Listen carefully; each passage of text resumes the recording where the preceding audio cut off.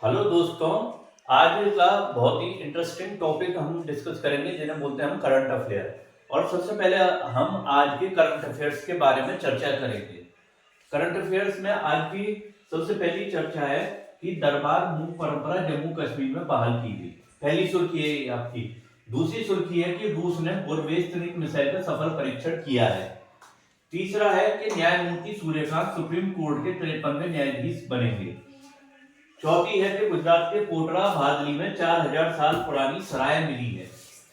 और पांचवी है कि ऑस्ट्रेलिया में उष्णकटिबंधीय वन कार्बन के स्रोत के रूप में चेंज होते जा रहे हैं। और छठी सुर्खी क्या कहती है, विज्ञान रत्न पुरस्कार जयंत विष्णु नार्लिकर को प्राप्त हुआ है। दरअसल करंट अफेयर्स में स्पेशलिटी क्या होती है कि आपको हर चीज की हल्की हल्की नॉलेज हो ताकि आप वहां पे जाके क्वेश्चंस को क्लिक कर पाए। अगर जितना आपके दिमाग में चीजों के बारे में जानकारी होगी उतना ही आप क्वेश्चन को अटेम्प्ट कर पाएंगे। अब जैसे कि हमारी पहली सुर्खी अब हम डिटेल में पढ़ते हैं कि दरबार मूक परंपरा जम्मू कश्मीर में बहाल की गई है। अब इससे महसूस करिए कि दरबार मूव क्या है। मतलब दरबार को मूव कराना। ये दरबार मूव में होता क्या है, महाराजा रणवीर सिंह ने सन 1872 में महाराजा रणवीर सिंह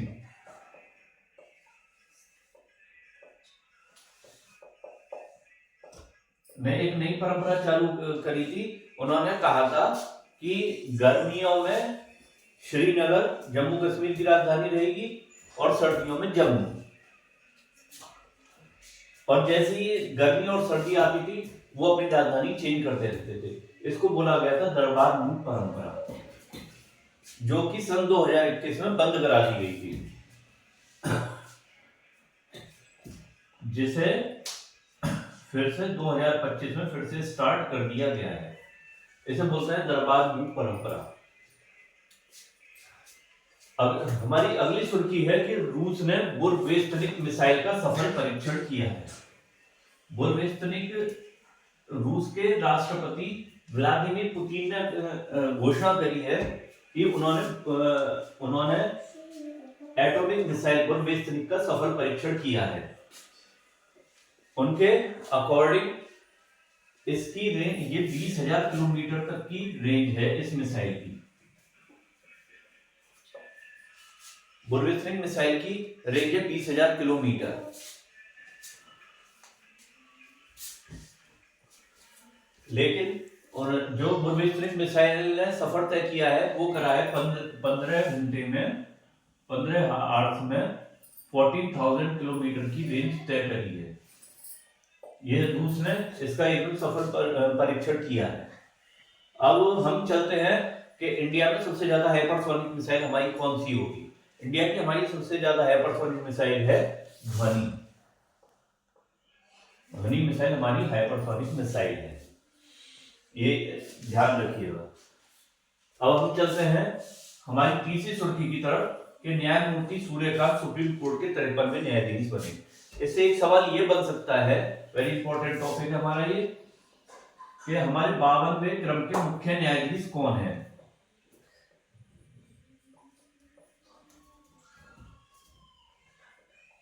बावनवें क्रम के हमारे मुख्य न्यायाधीश हैं जस्टिस B.R. गवई।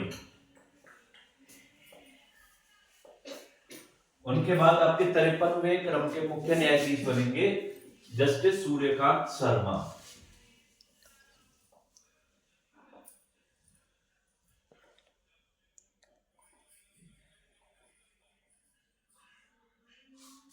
और सुप्रीम कोर्ट का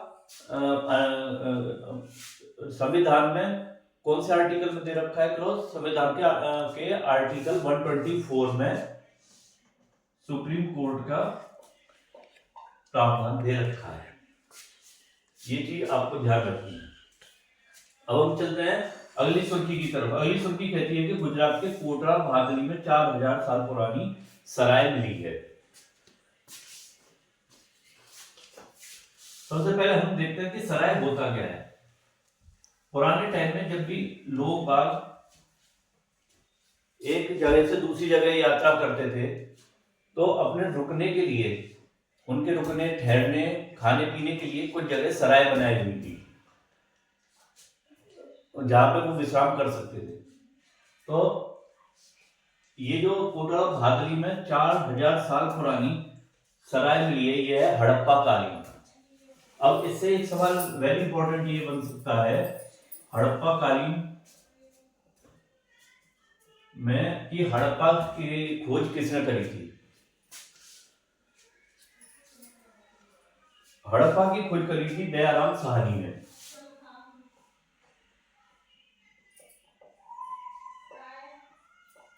और एक होता है एक खोज करी थी मोहनजोदाड़ो की, ये खोज करी थी राखलदास बनर्जी ने।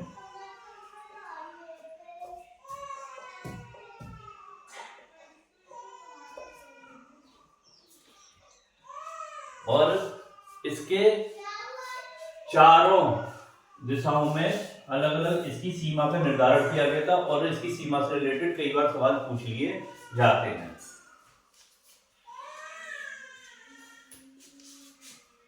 जैसे कि उत्तर में इसकी सीमा का निर्धारण करता है मांडा,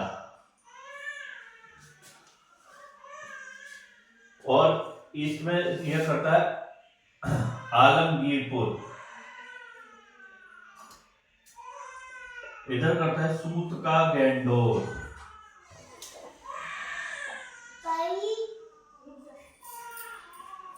इधर करता है जयामाबाद।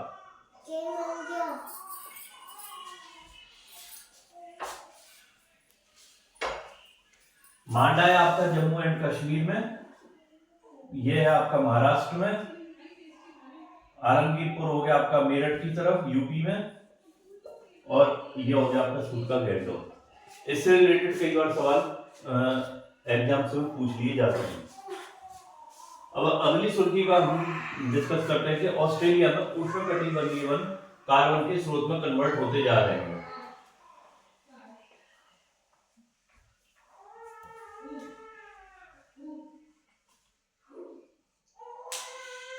दरअसल जितने भी वन होते हैं या जितने भी पेड़ होते हैं, वो सबसे पहले क्या लेते हैं, वो जितनी भी सराउंडिंग में आपकी CO2 होती है और सनलाइट होती है, उन सबको एब्जॉर्ब करके, जितने पेड़ होते हैं उन सबको एब्जॉर्ब करके आपके लिए O2 देते हैं, शुद्ध ऑक्सीजन रिलीज करते हैं। लेकिन हुआ क्या, ऑस्ट्रेलिया में एक जगह है क्वींसलैंड,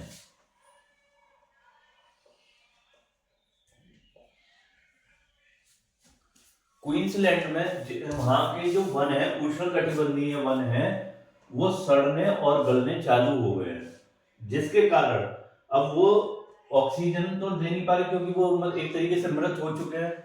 अब वो धीमे धीमे कार्बन के स्रोत में कन्वर्ट होने स्टार्ट हो गए हैं, और ये न्यूज ऑस्ट्रेलिया के लिए सबसे गलत न्यूज है।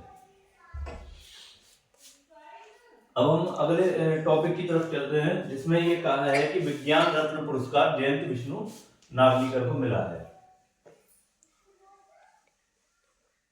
अभी ये देखते हैं कि विज्ञान रत्न पुरस्कार क्या है। विज्ञान रत्न पुरस्कार की स्टार्टिंग हुई है 2024 में।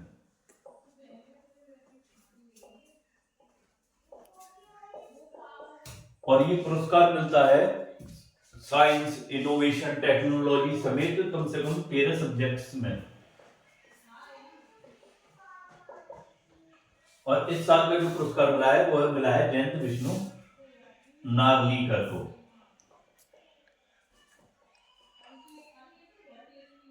जिनका भी स्वर्गवास कुछ दिनों पहले हो गया था, और ये एक प्रसिद्ध खगोल शास्त्री थे।